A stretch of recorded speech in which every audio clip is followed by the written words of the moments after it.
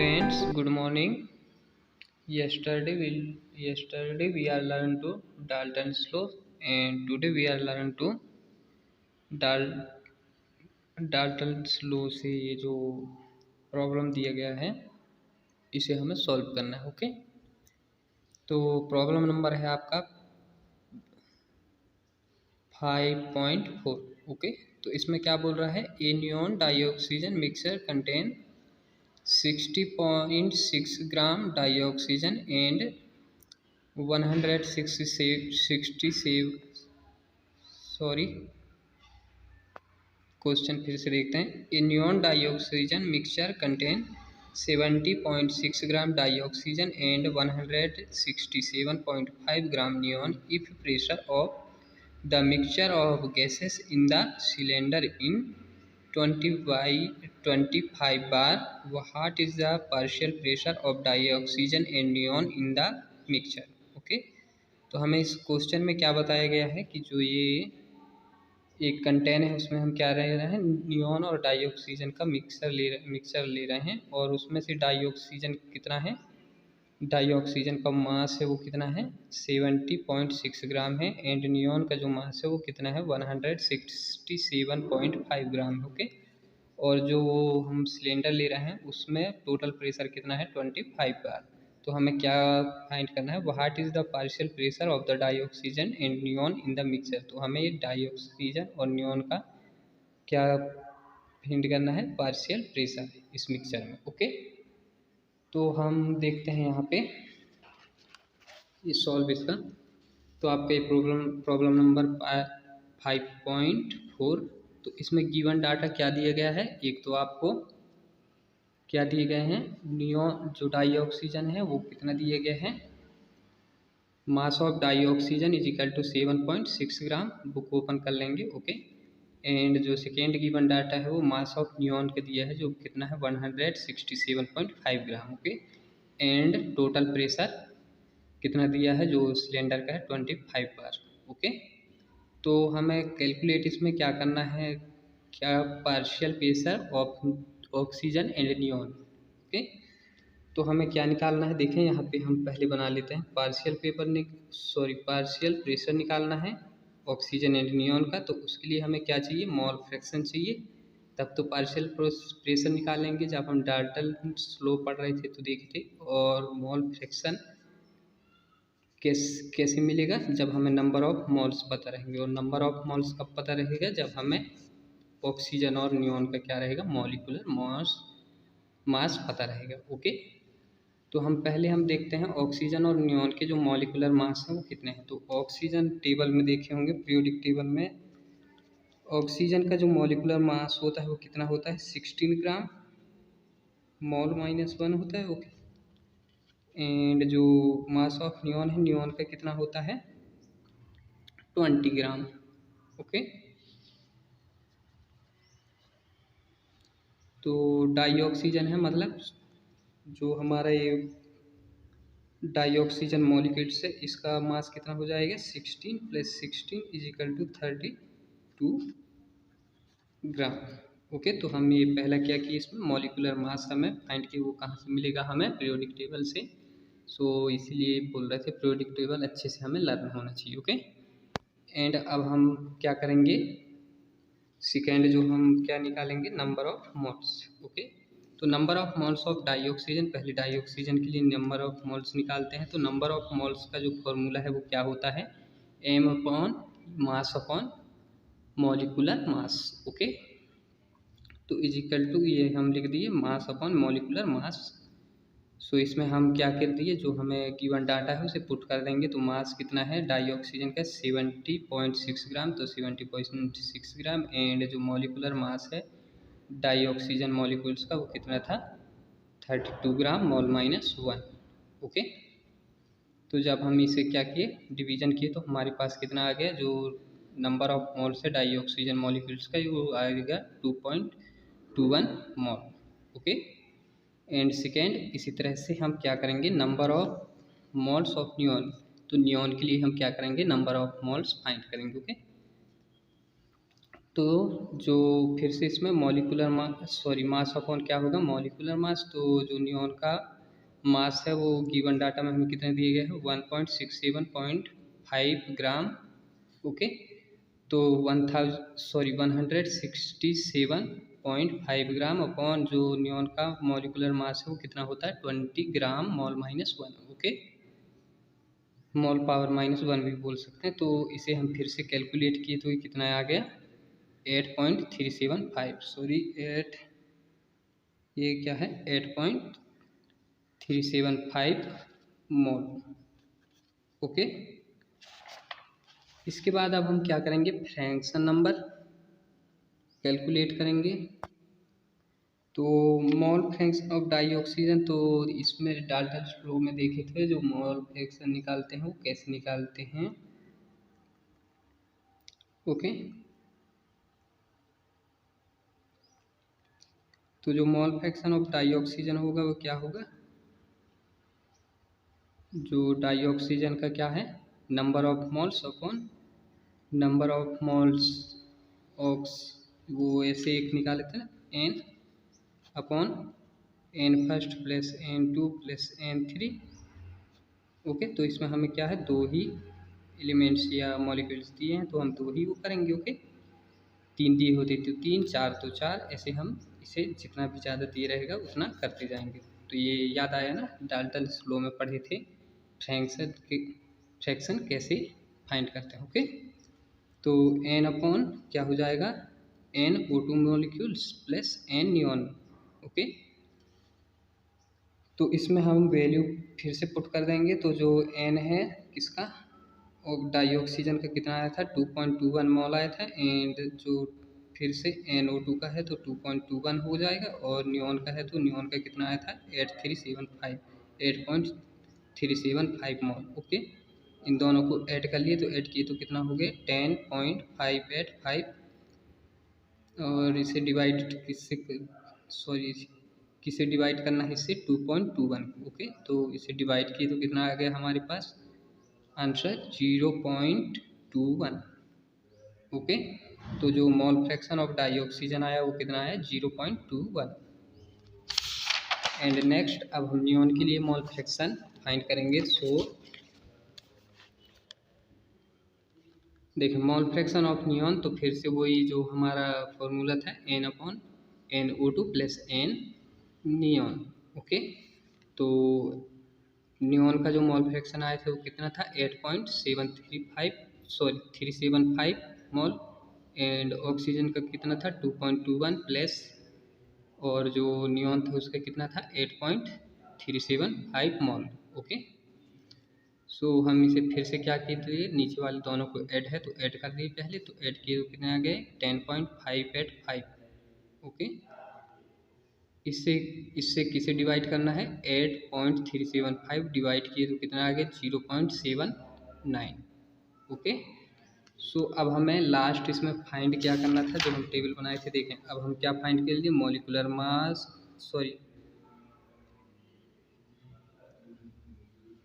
इसके बाद number of moles and fraction.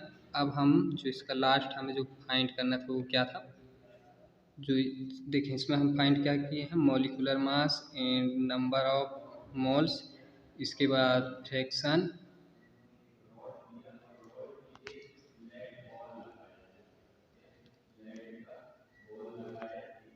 कुछ दिक्कत आ गई थी, हम क्या क्या फाइंड किए हैं molecular mass number of moles and fraction. अब हमें इसमें फाइंड एक्चुअली क्या करना था पार्शियल प्रेशर किसका डाई ऑक्सीजन एंड नियॉन का किसमें इस मिक्सचर में। ओके, तो हम वो फाइंड करते हैं। तो देखें partial pressure of dioxygen is equal to क्या आ जाएगा mole fraction multiply total pressure.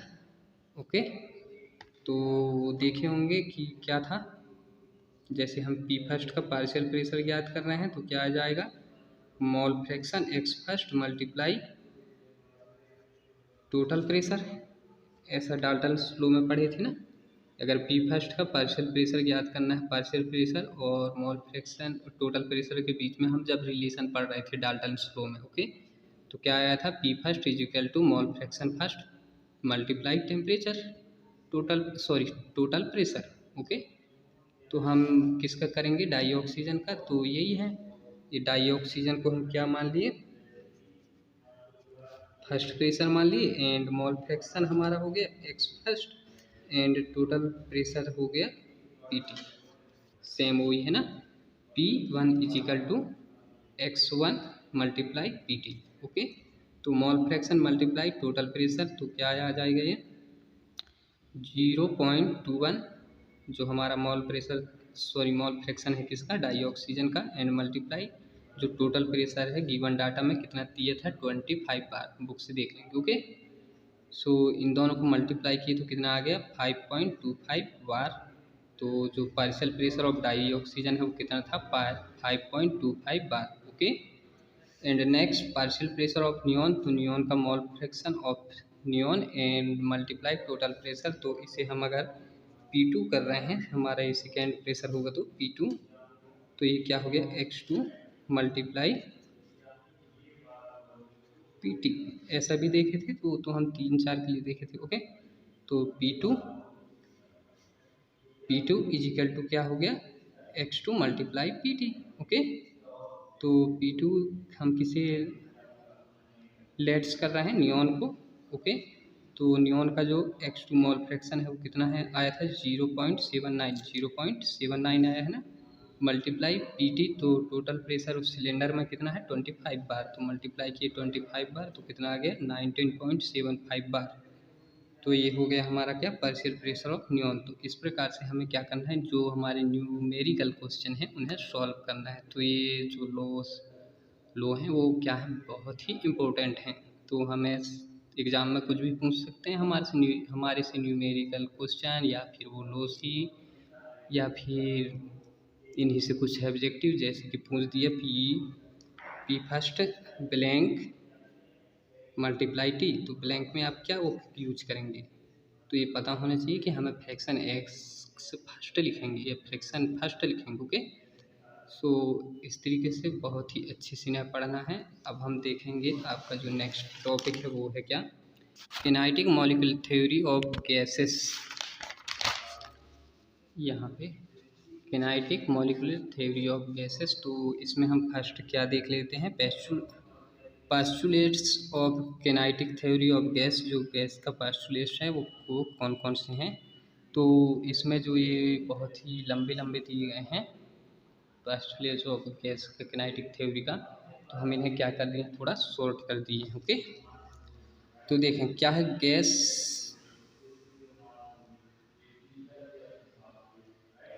gases consist of thin particles, also called as molecules, and second, the molecules of gas are apart from each other, and third, the forces of attraction between gases molecules are negligible, यहाँ पे are negligible during the collision. The molecules of the gas collide with each other and also with walls of contraction. Collision are perfectly elastic in nature, and molecules of gas move with different velocity, and average kinetic energy of gas directly proportional to temperature. तो अभी आपको समझ में नहीं आया होगा कि ये क्या कह रहा है। तो देखें, हम एक क्या लेते हैं, सिलेंडर लेते हैं, ये कंटेनर लेते हैं। ओके, कंटेनर ले रहे हैं, तो ये कंटेनर का वाल्स है, इसमें हम क्या कर दिए, कुछ गैस के पार्टिकल्स को मिक्सअप कर दिए। ओके, गैसेस मॉलिक्यूल्स हैं इसके अंदर। ओके, तो फर्स्ट है gases constitute of thin particles also called molecules. तो गैसों के क्या होते हैं, जब ये पार्टिकल क्या होते हैं, इकट्ठे होते हैं, तो उन्हें क्या बोलते हैं, टिनी पार्टिकल्स। जो इकट्ठे, तो ये क्या हो जाएंगे, सभी एक कंटेनर में है, तो ये क्या कहलाएंगे, एक मॉलिक्यूल्स हो जाएंगे गैसेस का। Okay, the molecules of gases second, the molecules of gases are apart from each other. तो जो ये मॉलिक्यूल्स होते हैं गैसेस की ना, इनके बीच में जो पार्टिकल्स होते हैं वो क्या होते हैं, ईच अदर बहुत ही डिस्टेंस में होते हैं, एक दूसरे से बहुत ही डिस्टेंस में होते हैं। ओके, एंड थर्ड क्या है, ड्यूरिंग द कोलिजन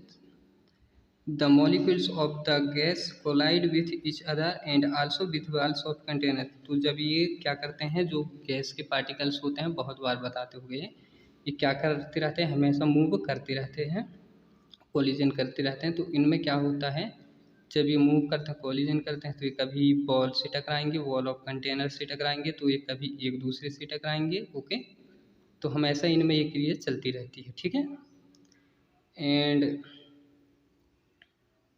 थर्ड बच गया था, their force of attraction between gases molecules are negligible.